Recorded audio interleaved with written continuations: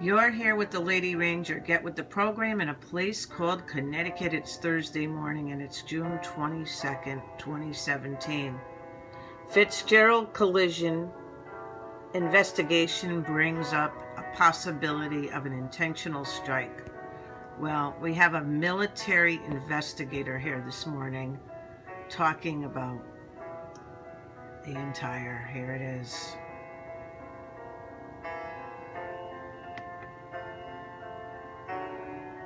This was intentional.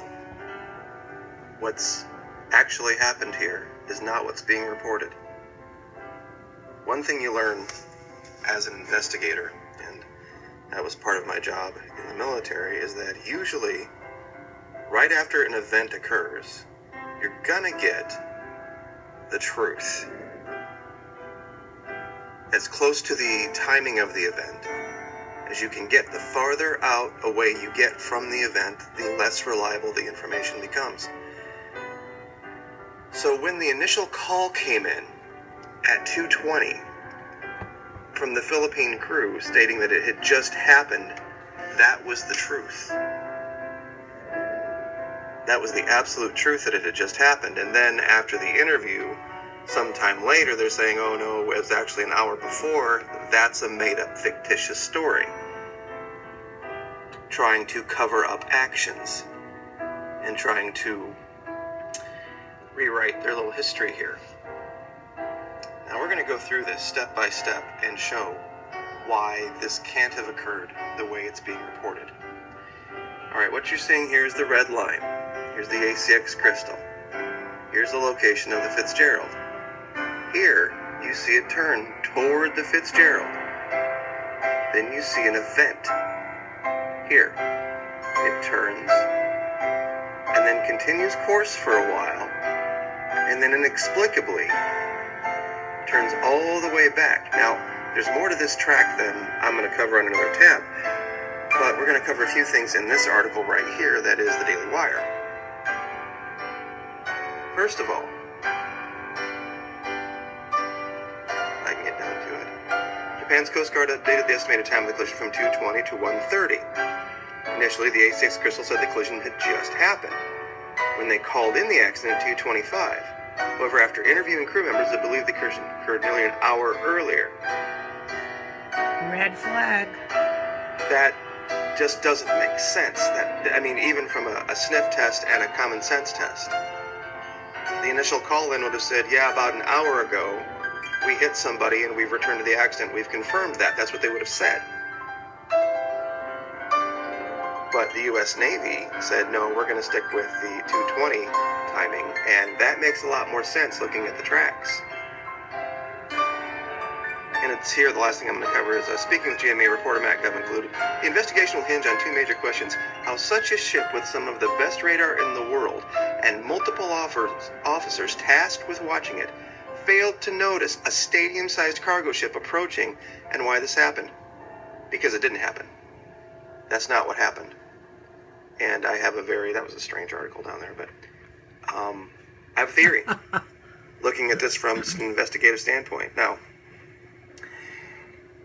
we're going to go to, real quick, they interviewed the guy who owned the ship. According to Ryoto Kawada, a spokesman for Nippon Yusen, the Japanese shipping company that chartered the Crystal, the ship left port of Yokohama on Tuesday, but Mr. Kawada declined to say where it was going. I think that's key. It seems like a little thing, but it's a big thing. Oh, that's a big thing, he's right. And here, on this particular There's a lot page, of red flags here this morning, guys. Kind of weird start to the investigation. It's all going to come out. Another investigator makes this comment. There's something odd in the photo showing the damage to the USS Fitzgerald. Assuming the ACX crystal hits the Fitzgerald at an oblique angle near the bridge, then why no hull damage forward of the bridge? One would expect that the ACX crystal would have scraped the entire hull forward of the initial impact, as it would have pushed the Fitzgerald out of the way. And there's a guy who comments agreeing with exactly that. What we're seeing in this collision is an attempt to bifurcate. And here's another comment on another article And like I said, there's a lot of people out there smarter than me. The Fitzgerald's radio room was apparently taken out. Wait, so they don't have some redundancy there? Even a spare portable radio in a locker for emergency use? As a former military aviator, every helicopter crew on the Fitz would at least have an emergency radio in their flight vest capable of calling for help on guard. If the accident occurred at 1:30 States Navy released on Instagram here, other outlets, the U.S. Navy would have called first. A couple days ago in the collision with a Here's what I think happened. merchant vessel of freight. And I know it's going to be tinfoil and everybody's going to say, oh, Dave's gone over the edge. But we have been talking about electronic warfare, and we've been talking about this issue with North Korea and China. Approximately an hour ago at 8:15 Here, p.m. on we have a ship June the 18th, with the owner declining to say where it was going. United States Sailing Navy along, released this on Instagram. and then it changes course here U.S. Navy. We toward #honor the location of this event. USS Fitzgerald. Sailors. Then The remains something happens, and it turns 90 degrees away from the event. Missing were located in flooded Then compartments. starts to kind of resume a strange course here. Here, it's there, it's there, it's there, it's there.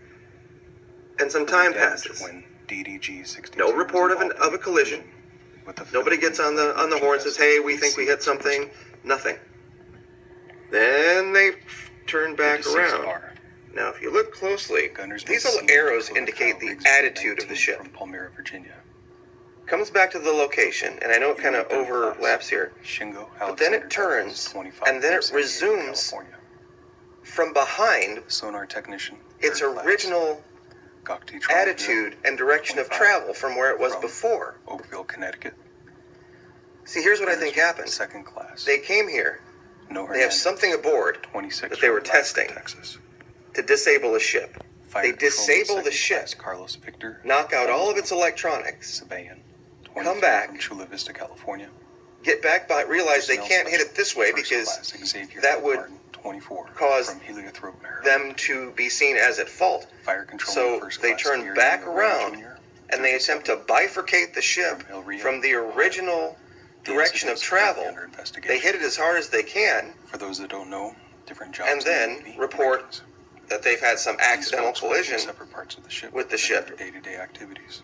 Safe in the knowledge that they're going to be the first ones reporting it. More than likely as an outsider looking at this, having no knowledge of it. And then continue on their way. They came together in this berthing compartment because that would explain damage control why the crew said it just happened, and why the Navy crew didn't report it here when they saying it initially, falsely saying it initially happened here. Losing the ship.